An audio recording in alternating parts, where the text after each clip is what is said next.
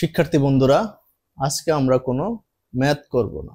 আজকে আমরা জানবো কিভাবে জবের প্রিপারেশন নিতে হয়। চাকরি বাজারে যারা নতুন তাদের জন্য আজকের ভিডিওটি একটি সম্পূর্ণ গাইডলাইন হতে পারে। পুরো ভিডিওটি দেখবেন, আশা করি উপকৃত হবেন। এবং এখনো যারা আমাদের চ্যানেলটি সাবস্ক্রাইব করেননি, দ্রুত সাবস্ক্রাইব করেন। চলুন মূল ভিডিও শুরু করি।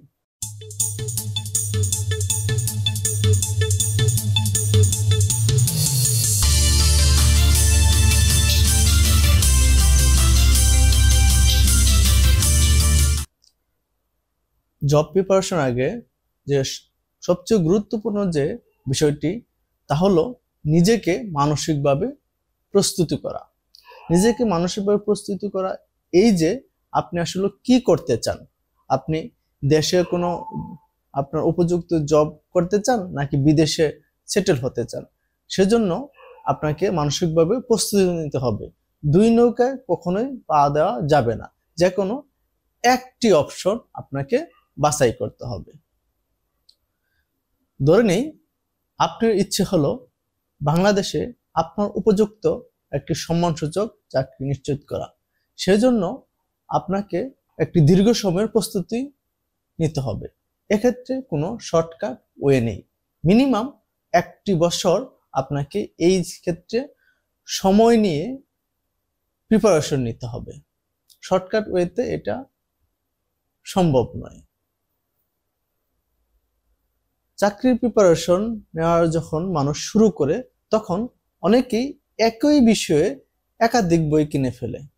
হয়তো সিনিয়রদের কাছ থেকে শুনে, বন্ধু বান্ধবের কাছ থেকে শুনে এক্সাইটেড হয়ে একই বিষয়ে 2-3টা বই কিনে ফেলে, যা একটি মারাত্মক ভুল পদক্ষেপ। এর প্রভাব পরীক্ষার হলে পড়ে, কারণ এতে করে ব্রেন কনফিউজ হয়ে যায়। তাই বই যখন আমরা কিনবো তাহলে তখন বাজার যাচাই করে আপনি যে ধরনের বই পড়তে স্বাচ্ছন্দ্য বোধ করেন, বইগুলা সেইভাবে লেখা আছে কিনা, আপনার পড়ার ধরনের সাথে যদি বইটা মিলে যায় তখনই বইটা আপনার কেনা উচিত।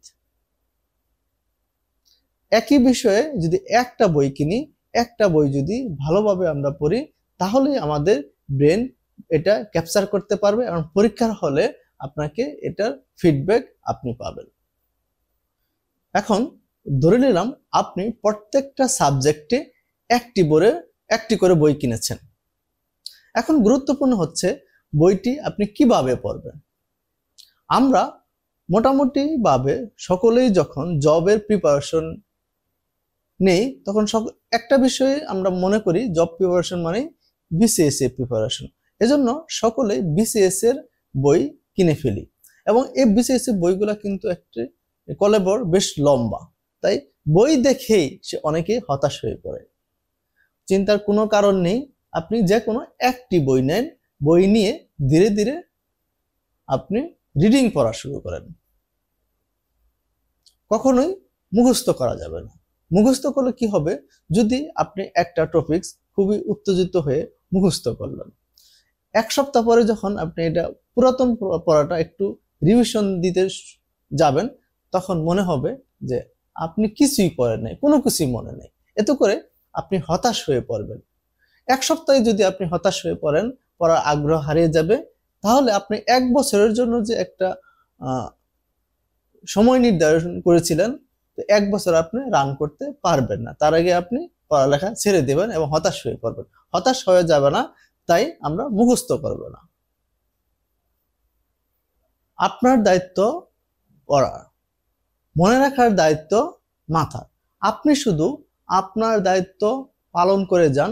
পরীক্ষার হলে অবশ্যই মনে রাখবেন আপনার পড়াগুলো মনে আসবে, কারণ পরীক্ষার হলে যে কোশ্চেন দেওয়া হবে এবং পরীক্ষার হলে এনভায়রনমেন্ট আপনার ব্রেনকে বাধ্য করবে আপনার পড়াগুলো মনে রাখার। তাই হতাশ হয়ে যাবে না, কোনো মুখস্থ করা যাবে না, শুধু আপনি রিডিং দিবেন এবং যে তাহলেই আপনার পরীক্ষার হলে মনে থাকবে। এবং এই পরীক্ষাগুলা যদি কোনো পরীক্ষায় একটি মাত্র প্রশ্ন থাকে তাহলেও আপনি এটাতে অংশগ্রহণ করবেন, কারণ আপনি জানেন না আপনার রিজিক কোথায় আছে। তাই সকল পরীক্ষায় অংশগ্রহণ করবেন এতে করে আপনি যদি 1 বছরের প্রিপারেশন নেন এবং সকল পরীক্ষায় অংশগ্রহণ করেন, তাহলে আপনার মধ্যে যে কমতি আছে, আপনার মধ্যে যে ঘাটতি আছে, সেই ঘাটতিগুলো আপনি আইডেন্টিফাই করতে পারবেন।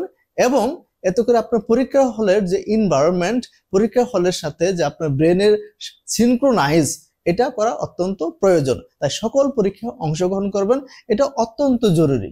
আপনার আগের যে স্টেপগুলো বললাম তার মধ্যে সবচেয়ে জরুরি হচ্ছে সকল পরীক্ষায় অংশগ্রহণ করা। এভাবে যদি আপনি 1টি বছর সময় দেন, তাহলে আপনাকে অবশ্যই একটি ভালো জব পেতে আপনি বাধ্য। অনেকেই জব প্রিপারেশনের জন্য তার সকল ধরনের ইনকাম সোর্স যেমন টিউশনি, ফ্রিল্যান্সিং বন্ধ করে দেন। এটিও একটি ভুল পদক্ষেপ, কারণ আপনার 24 ঘন্টা পড়ালেখা করার প্রয়োজন নেই।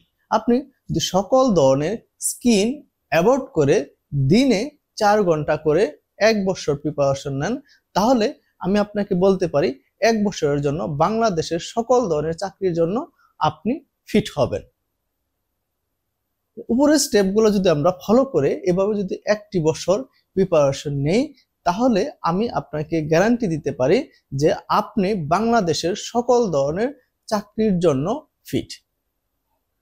পরবর্তীতে রিজিকের মালিক আল্লাহ, আল্লাহ আপনাকে ঠিক করে দিবেন যে আপনি কোন চাকরিতে যাবেন।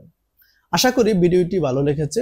যদি আমাদের এই ভিডিওটি ভালো লাগে, তাহলে আপনি আপনার বন্ধুদেরকে, আপনার প্রতিবেশীকে ভিডিওটি দেখার জন্য সুযোগ করে দেন। তাই লাইক, কমেন্ট, শেয়ার করবেন এবং জবের জন্য আপনাদের সেবায় আমাদের RST একাডেমি সর্বদা নিয়োজিত। আপনাদের যে কোনো ধরনের হেল্প যদি প্রয়োজন হয়, আমাদেরকে কমেন্ট সেকশনে অবশ্যই জানাবেন। ধন্যবাদ।